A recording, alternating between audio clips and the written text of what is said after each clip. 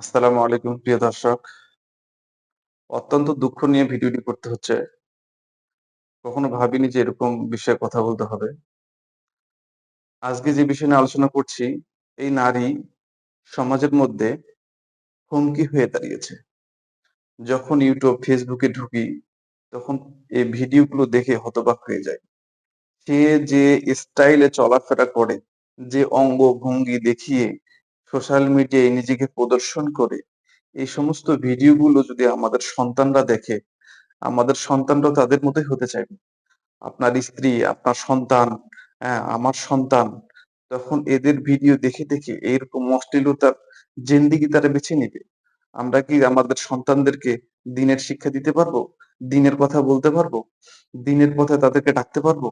যখন দিনের কথা বলবো, তখন আমাদের নারী, আমাদের সন্তান, আমাদের সমাজের মেয়েরা অনায়াসে প্রত্যাখ্যান করবে।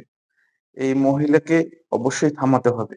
এর স্বামী মৃত্যুর আগে যা অশ্লীলতা করেছে, কিন্তু তার স্বামী মারা যাওয়ার পরে এর রূপটা আরো ভয়ঙ্কর রূপে ধারণ করছে। এই মহিলা সমাজের জন্য হুমকি হয়ে দাঁড়িয়েছে। সে ব্যবসার নামে যে পরিমাণ অঙ্গভঙ্গি দেখিয়ে নাচে, গেনে, হেলে দুলে যেভাবে ভিডিও করে, কোনো তরুণ সমাজে কোনো ছেলেই ঠিক থাকতে পারবে না। কোন নারী যদি তার মতো তার ভিডিও দেখে, তাহলে তার মতোই হতে চাইবে। কখনো তাকে পর্দা ভালো লাগবে না, নামাজ কালাম ভালো লাগবে না, দিনদারিত্ব ভালো লাগবে না। এইরকম নারী সমাজের জন্য বড় ভয়ঙ্কর রূপ ধারণ করছে। এই নারীকে থামাইতে হবে। সমাজের মধ্যে কি কোনো এরকম তাকে ছেলে বিয়ে করার জন্য নাই? অবশ্যই আছে। সে বিয়ে করবে না। সে বিয়ে করবে না। সে বর্তমানে একটা মিশন নিয়ে নামছে। সে সমাজকে অশ্লীলতার জন্য নারী উদ্যোক্তার নামে অশ্লীলতা ছড়ানোর একটা পায়তারা চলছে। এমনি তো সিনেমাটিকের মধ্যে যেভাবে অশ্লীলতা ছড়াচ্ছে ছড়াচ্ছে, কিন্তু এরকম ব্লগার, এরকম নারী ব্যবসায়ী, হ্যাঁ, অশ্লীলতা ছড়ানোর জন্য ডিজিটালের নামে আমাদের সন্তানদেরকে বেহায়াপনার দিকে নিয়ে যাচ্ছে। আমাদের সন্তানরা দিন দিন, হ্যাঁ, ধর্মকে ভুলে গেছে, ইসলামকে ভুলে গেছে, পর্দা পরিষদে কি জিনিস ভুলে গেছে। এই সমস্ত নারীদেরকে থামানো না গেলে, এই সমস্ত নারীদেরকে স্যাংশন না দিলে কখনোই, হ্যাঁ, আমাদের সন্তানদেরকে আমরা দিনী পরিবেশে আনতে পারবো না। এরাই হচ্ছে আমাদের সন্তানের জন্য হুমকি, আমাদের নারীদের জন্য হুমকি।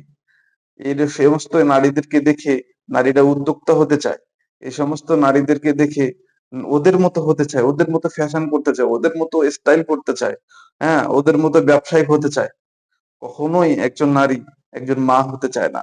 একজন নারী সমাজের জন্য সমাজ কারিগরের একজন মাতা হতে চায় না। একজন যে সামাজিক নারী পাইলো, সে একটা সমাজ পেল। যে একজন অশ্লীলতা নারী পাইলো, সে একটা অশ্লীলতার কারখানা পাইলো। এই মায়ের কারণেই সন্তান খারাপ হয়, মায়ের কারণেই সন্তানরা ভালো হয়। একজন ভালো মা পেল, একজন ভালো সমাজ পেল। একজন ভালো মা দাও, একজন ভালো সমাজ দেব তোমাকে। এটা প্রবাদ আছে, বাক্য আছে। কিন্তু এই সমস্ত নারীরা সমাজের মধ্যে যেভাবে অ্যাক্টিভ থাকে, মিনিটে মিনিটে ভিডিও দেয়, অশ্লীলতার ভিডিও মিনিটে মিনিটে দেয়। এরা যে পরিমাণ অশ্লীলতা ছড়াচ্ছে, আমি মনে করি এদেরকে এখনই থামানো উচিত। বাংলাদেশের প্রত্যেকটি মানুষকে, হ্যাঁ, সোচ্চার করতেছি, যদি কারো থামানোর ক্ষমতা থাকে, তাইলে এই নারীকে এখনই থামান। না হলে আমাদের সন্তানদেরকে আমরা কখনোই আর আটকাতে পারবো না। আমাদের সন্তানরা, হ্যাঁ, অলরেডি তো বের হয়ে গেছে।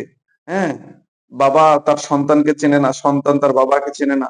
বিভিন্ন ছেলে মেয়ে সম্পর্ক করে পালিয়ে যাচ্ছে, বিয়ে করতেছে, হ্যাঁ, পেট বাজায় নিয়ে আসতেছে। কত রকমের অপরাধ যে হচ্ছে সমাজে, খুন, ধর্ষণ, রাহাজানি, এগুলো তো হচ্ছেই। কিন্তু এই সমস্ত মেয়েদেরকে থামানো না গেলে ভবিষ্যতে আরো, হ্যাঁ, ভয়ঙ্কর রূপ ধারণ করবে বাংলাদেশ। তাই এখনই উচিত একে থামানো। সকলে ভালো ভালো থাকবেন। আল্লাহ হাফেজ। আসসালামু আলাইকুম।